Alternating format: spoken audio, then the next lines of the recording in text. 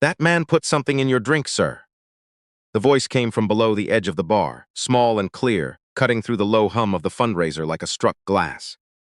Philip Ashcroft did not look down immediately. He was mid-sentence with the deputy minister, holding a flute of champagne he had not yet tasted, standing in the kind of room where chandeliers cost more than houses, and nobody mentioned it.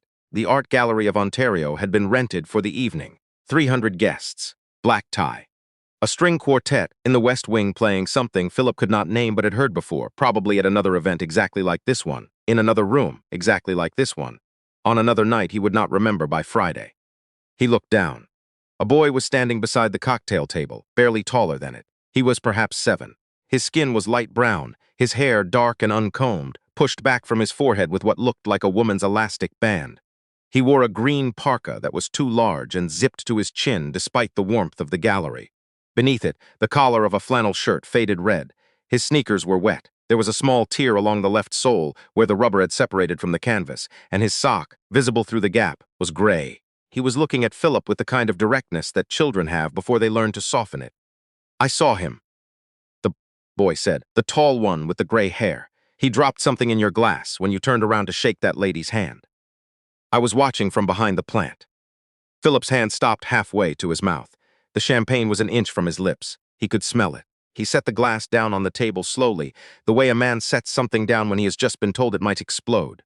The deputy minister, a woman named Huang, glanced at the boy, then at Philip, then at a passing server, calculating whether to summon someone or wait.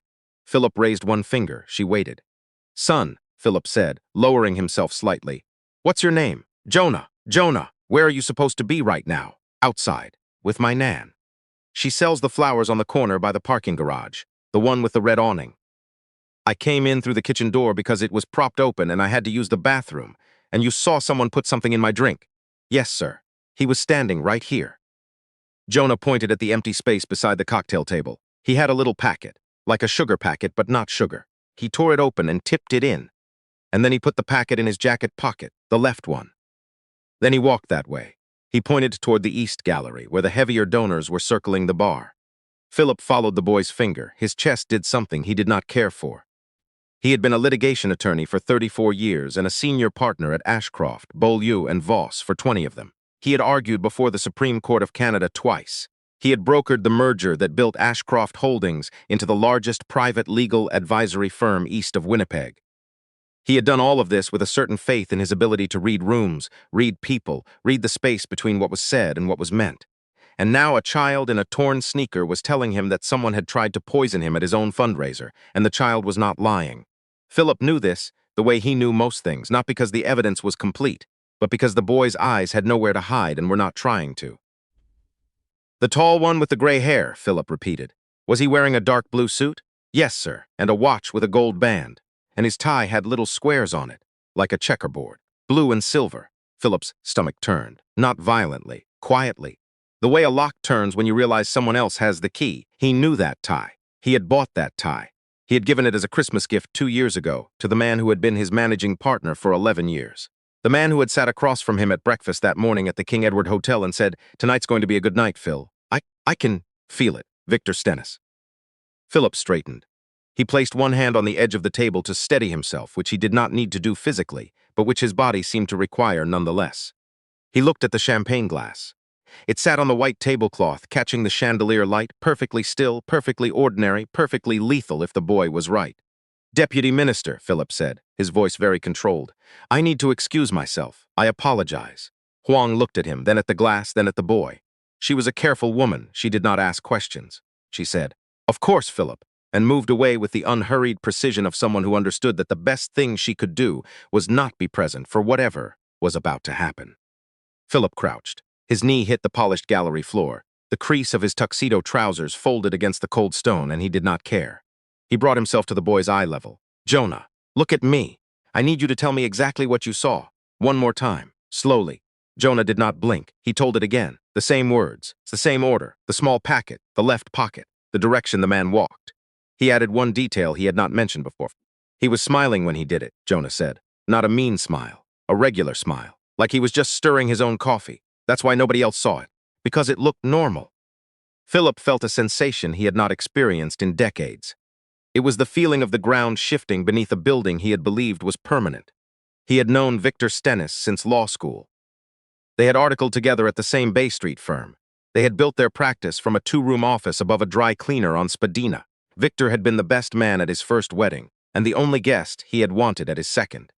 Victor had once driven 11 hours from Sudbury to Toronto in a February blizzard because Philip's daughter had been admitted to sick kids with meningitis, and Philip had said on the phone, in a voice he did not recognize, "I can't do this alone," and now Victor had put something in his champagne. "Jonah," Philip said, "I want you to stay right here. Don't move. Can you do that for me?" "Yes, sir." "Don't touch that glass." "I won't." Philip stood. He walked with the deliberate, measured pace of a man crossing a room in which he was being watched by 300 people, none of whom knew what he knew, toward the gallery's back corridor. He passed two servers, a photographer from the Globe and Mail, and the cellist, who was taking a break near the coat check with a glass of water. He reached the corridor. He took out his phone. He called 911. "This is Philip Ashcroft. I'm at the Art Gallery of Ontario, the Lawson Gallery, ground floor. I have reason to believe someone has placed a toxic substance in my drink at a private event. I need officers here immediately. The substance is still in the glass on the table. The man I believe is responsible is still in the building. Yes, I'm serious. His name is Victor Stennis. He's my business partner." The pause on the other end of the line lasted 2 seconds. It felt longer. He hung up. He leaned his shoulder against the corridor wall and closed his eyes for 3 seconds. Then he opened them and walked back to the boy. Jonah was standing exactly where Philip had left him. His hands were in the pockets of his parka. His wet sneakers had left 2 small, damp ovals on the gallery floor. He was watching the glass the way a child watches a wasp on a windowsill, with attention that does not waver because it is fueled by the understanding that the thing might move. "Jonah," Philip said, "I called the police. They're coming. You did a very brave thing. I need you to know that." Jonah nodded. Then he said, "Is my Nan going to be in trouble?" "Why would she be in trouble?" "Because I'm not supposed to come inside buildings. She told me to stay by the cart. She'll worry." "Where is her cart?" "On the corner. Dundas and McCall. She has the blue bucket and the white bucket. The blue one is roses. The white one is whatever she could get cheap at the market that morning. Tonight it's carnations. Pink ones. We're going to tell her you're safe, I promise." The police arrived in 7 minutes. 2 uniformed officers came through the front entrance. A plainclothes detective arrived 4 minutes after that. A woman in her 40s named Detective Constable Audrey Yuan. She had short black hair, a calm face, and the particular economy of movement that comes from years of entering rooms where something has already gone wrong. She spoke to Philip first, briefly, and then she crouched in front of Jonah the way Philip had crouched, with her elbows on her knees and her eyes level with his. "Hey, Jonah, I'm Detective Yoon. You can call me Audrey if you want. I'm going to ask you some questions about what you saw tonight, and then we're going to make sure your grandmother knows where you are.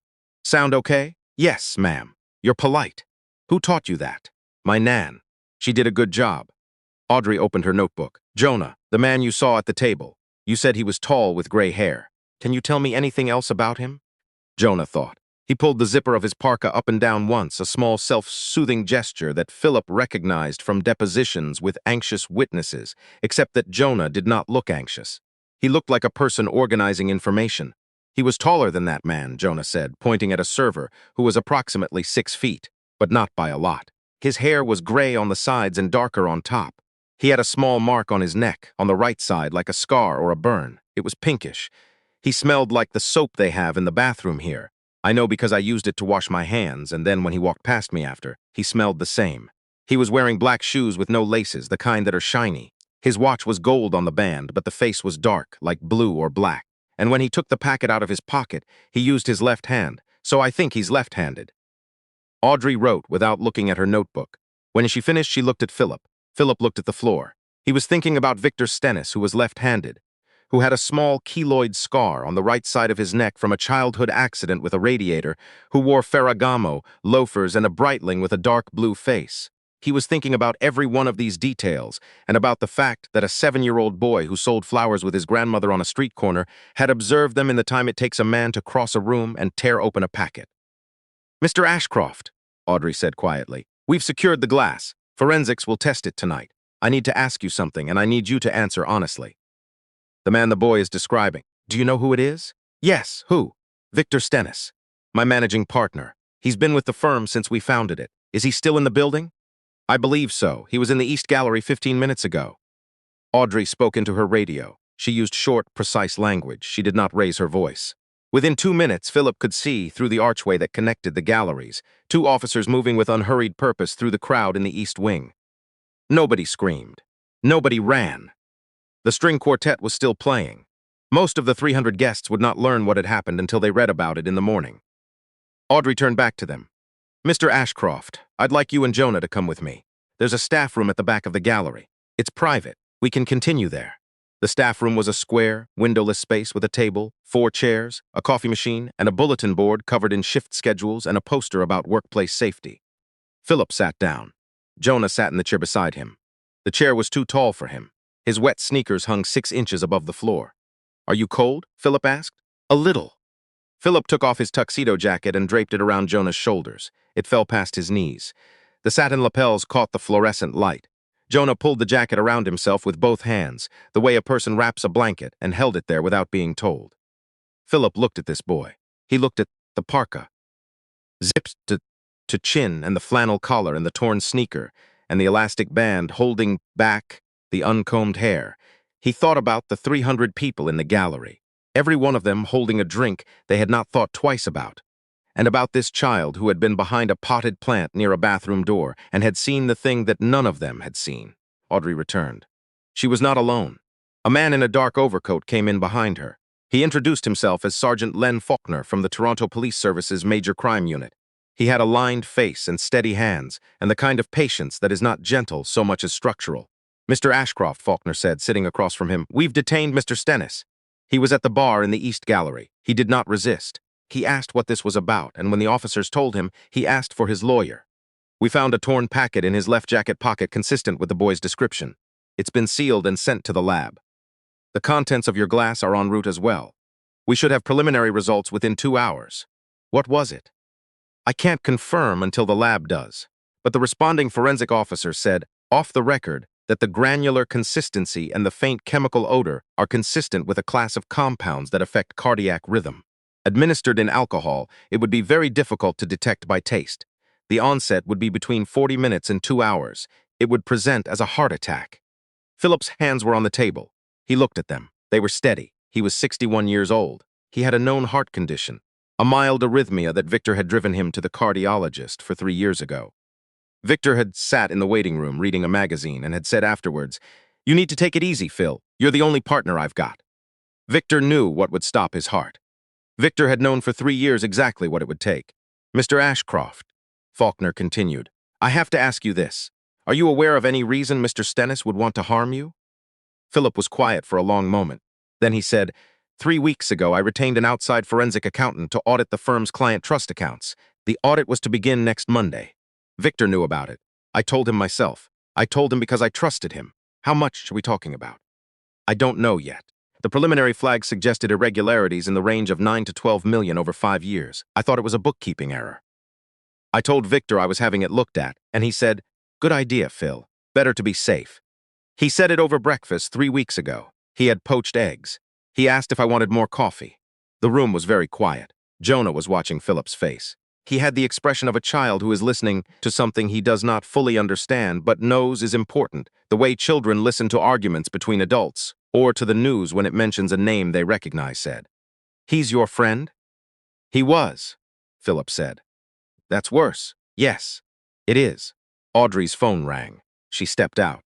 When she came back, her face had the careful neutrality of someone delivering confirmed bad news. "Potassium chloride," she said, "high concentration. Dissolved in a binding agent to slow absorption. The lab says it's a fatal dose for someone with a pre-existing cardiac condition. They also say it's not the kind of thing you improvise. Whoever prepared this knew what they were doing and knew the target's medical history." Philip nodded once. He did not speak for a while. Then he said, "I'd like to see the boy's grandmother now." They found her on the corner of Dundas and McCall, exactly where Jonah had said she would be.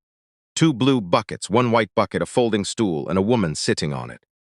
She was perhaps 65 small, with a woolen hat pulled down over her ears and a long, quilted coat that had been mended at the elbows with a different color thread. Her name was Lorraine Thibault. She was French-Canadian from Trois-Rivières originally, and she had been selling flowers on this corner for 4 years, ever since her pension had stopped covering the rent on the apartment she shared with her grandson. When she saw Jonah come around the corner with two police officers and a man in a tuxedo, she stood up so fast the folding stool tipped over. "Jonah Michael Thibault, where on earth have you been?" "Nan, I had to tell someone something." "Tell someone what?" "I told you to stay by the cart. I told you not to go inside." "I know, Nan, but the man was putting something bad in someone's drink and I couldn't just watch." Lorraine looked at Philip. She looked at Audrey. She looked at Faulkner. She looked back at Philip. She was not a woman who frightened easily. Philip could see that in the way she stood, feet apart, chin slightly raised, the posture of a person who has weathered enough seasons of difficulty to know that the next one will also pass. But she was frightened now, not of the police, of whatever her grandson had walked into. "Someone tell me what's happened," she said. Audrey told her. She told her in plain, careful language, the kind officers are trained to use with families. She told her about the drink, the packet, the man who had been arrested, the substance, the lab results. She told her that Jonah had almost certainly saved a man's life. Lorraine listened. She did not interrupt. When Audrey finished, Lorraine sat back down on her stool, slowly the way a person sits when their legs have made a decision their pride has not approved. She pulled Jonah toward her and held him against her coat. She held him for a long time without speaking. Her hand moved on the back of his head, smoothing the uncombed hair. Then she looked up at Philip. Her eyes were wet, but her voice was not. "You the man with the drink?" "Yes, ma'am." "And my grandson stopped you from drinking it?" "Yes, ma'am, he did." She nodded. She was quiet for a moment. Then she said, "Jonah, baby, did you eat supper?" "No, Nan." "He's had nothing since lunch," she said, to no one in particular and to everyone. "He had a cheese sandwich and an apple at school. That was at noon. It's past 9. Philip felt the sentence land. He felt it the way certain facts land when you have spent the day inside a building full of champagne and canapes and people who have never missed a meal by accident. "There's a restaurant 2 blocks from here," Philip said. "It's quiet. They'll still be serving. Can I buy you both dinner?"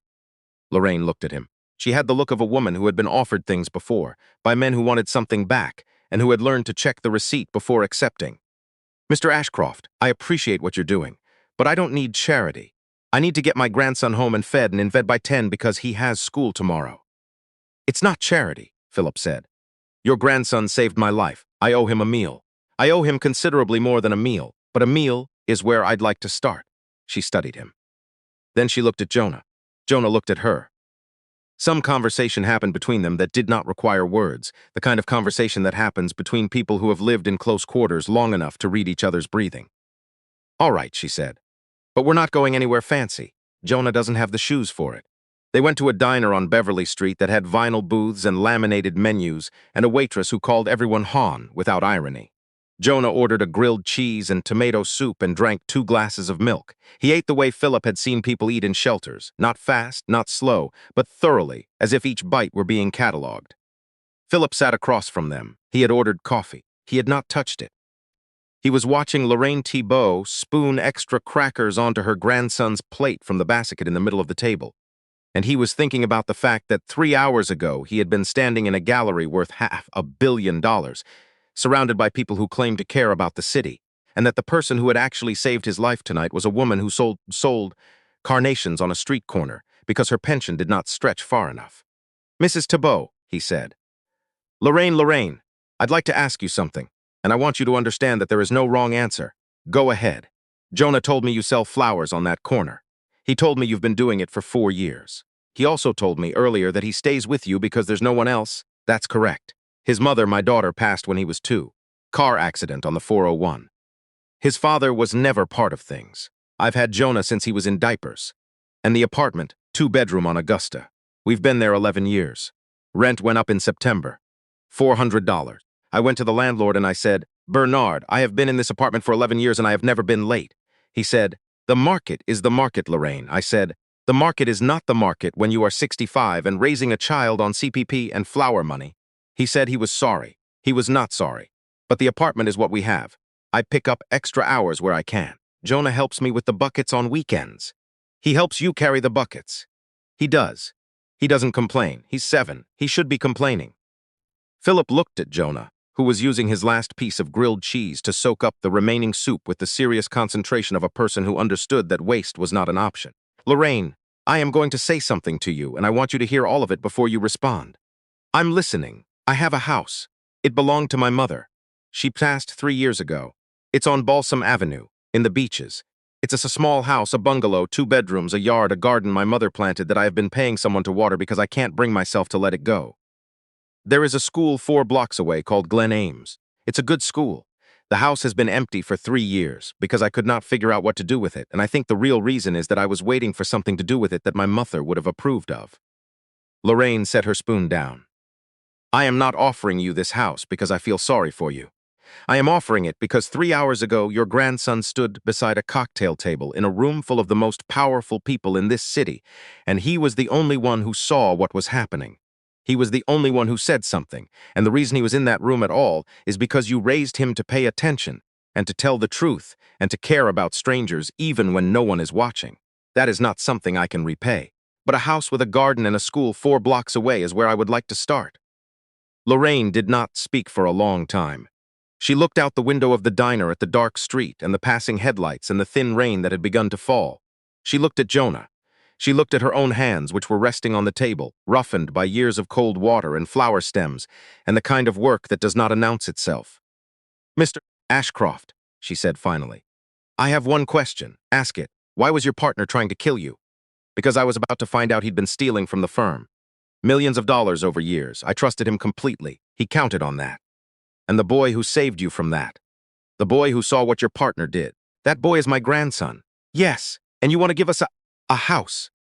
I want to try to deserve what he did for me tonight. The house is the beginning." She was quiet again. Then she said, "I will tell you the same thing my mother told every man who ever came to her door with a big idea. Show me the small ones first." "What does that mean?" "It means I'm not saying yes to the house tonight. I'm saying yes to you driving us home. I'm saying yes to you coming back tomorrow afternoon and meeting me at the flower stand and talking to me like a person, not like a man with a debt. And if you show up, and if Jonah likes you, and if I decide you're not going to make us into a story you tell at dinner parties, then we'll talk about the house." Philip almost smiled. He did not quite get there, but the muscles moved. "That's fair," he said. "It's more than fair. It's generous. I'm a generous woman, Mr. Ashcroft. Don't waste it." He drove them home. Lorraine's apartment was on the second floor of a narrow house on Augusta Avenue, above a fabric shop that had been closed for months. The stairwell smelled like old carpet and radiator heat. The apartment door had 3 locks. Lorraine opened each one with a different key on a ring that also held a small laminated photo of a young woman who looked like Jonah. "That's my mum," Jonah said, noticing Philip's glance. "Nan says I have her eyes." "You do," Lorraine said. She said it the way she said most things, with a plainness that left no room for sentimentality but somehow contained all of it. Philip did not go inside. He stood in the doorway. The apartment, from what he could see, was small and very clean. There was a kitchen table with 2 chairs and a placemat that had the alphabet on it. There was a bookshelf made of milk crates. There were library books stacked on the arm of a sofa that had been reupholstered in a fabric that did not match, but had been done with care. "Thank you," Philip said. "You're thanking me," Lorraine said. "The man whose life got saved is thanking the grandmother of the boy who saved it. The world is upside down tonight, Mr. Ashcroft." "It has been for a while," Philip said. "I just didn't notice until now." She looked at him for a long moment. Then she said, "Tomorrow, 3 o'clock. Corner of Dundas and McCall. Don't be late. I don't wait for men who are late. I won't be late. Buy a carnation. I'll buy 10. Buy 1. We'll see about the other 9. She closed the door. He heard the 3 locks turn, one after another. He stood in the stairwell for a moment, smelling the old carpet and the radiator heat, listening to the muffled sound of Lorraine telling Jonah to brush his teeth and Jonah saying, "I know, Nan," in the resigned tone of a child who has heard this instruction 10,000 times and will hear it 10,000 more. He walked down the stairs. He stepped out onto Augusta Avenue. The rain had stopped. The street was quiet. A streetcar passed at the far end of the block, its windows lit and nearly empty. He stood on the sidewalk and breathed. His phone buzzed. A text from his attorney, a woman named Priya Chandrasekaran, who had been woken at 10:30 by a call from Detective Yuan, and who had characteristically sent a text rather than calling because Priya understood that some moments required silence. The text read, "Victor has been charged. Attempted murder. The forensic accountant has been called in early. Audit starts at 7 a.m. I'll be at the office. Don't come in tomorrow. You need a day." Philip read it twice. He put the phone in his pocket. He thought about Victor Stennis in a holding cell on College Street, asking for his lawyer, wearing the tie Philip had given him for Christmas. He thought about the $9 million. He thought about the poached eggs 3 weeks ago and the words, "Good idea, Phil." He thought about the drive from Sudbury in the blizzard, 16 years ago when Victor had walked into the children's ward at 3 in the morning with snow still in his hair and had said, I'm here. What do you need? He thought about all of it, and then he let it go. Not because it did not matter, but because it did not help, and because the only thing that had helped tonight was a 7-year-old boy behind a potted plant who had seen a man tear open a packet and had decided that what he saw was worth saying out loud. Philip showed up the next day at 2:58. He was not late. He bought one carnation. It was pink. Lorraine looked at it, looked at him, and said, "You listen. That's something." He came back the following day, and the day after that. He bought a carnation each time. On the fourth day, Jonah asked him if he knew how to play crazy eights. Philip said he did. They played 3 hands on the overturned flower bucket while Lorraine sold roses to a man in a tracksuit who was apologizing to someone on his phone. On the 7th day, Lorraine said, "Tell me about the house," he told her. He told her about his mother, Edith, who had been a public school teacher for 38 years and who had planted the garden herself, putting in the bulbs with her bare hands because she said gloves made her clumsy. He told her the kitchen had a window that faced east and caught the morning light. He told her the bathroom had a clawfoot tub that his mother had refused to replace because she said new tubs were made by people who had never taken a real bath. He told her the school was 4 blocks away and that the crossing guard's name was Donna, and that Donna had been there for 12 years and knew every child by name. Lorraine listened. When he finished, she said, "Your mother sounds like a woman I would have liked. She would have liked you, too. Don't be so sure. She might have thought I was stubborn. She was stubborn. She would have recognized it." Lorraine almost smiled. The muscles moved but did not fully commit. It was, Philip thought, exactly the kind of almost smile he had given her in the diner, and he wondered if this was how trust was built, not in declarations but in small muscular attempts at expression that did not quite arrive but were noticed anyway. "I have conditions," she said. "I expected that. First, Jonah goes to the public school, not a private school, not a special program. The public school with the other children from the neighborhood." Agreed. "Second, you do not put his name in a newspaper. You do not put his face on a screen. You do not tell this story at any event, any dinner, any fundraiser, any boardroom. He is a child. He deserves to be a child." Agreed. Third, when he is old enough, you will help with school, university, whatever he wants to study. I cannot afford that on my own, and I will not pretend otherwise." Agreed. Fourth, you will not buy him things to make yourself feel better. No tablets, no gadgets, no expensive shoes. If he wants something, he will learn to want it properly, the way I learned, by working for it and waiting for it and understanding that having it is not the point. Agreed. And fifth. She paused. You will come to dinner on Sundays. Not every Sunday, but enough that he knows you as a person, not as the man who gave us a house. You will eat what I cook. You will not bring wine that costs more than my groceries. You will sit at the table and you will talk to him about things that matter, which are school and birds, and whether the Maple Leafs will ever win anything, and what his mother was like when she was his age, because I am the only one left who can tell him and I won't always be here to tell him." Philip said nothing for a moment.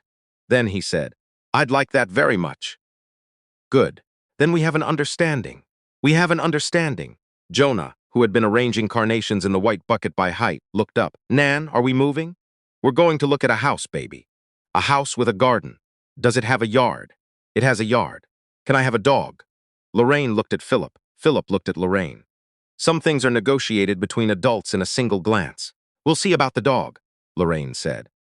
Jonah nodded, satisfied with this answer, which in grandmother language meant yes, but not today, and he went back to his carnations.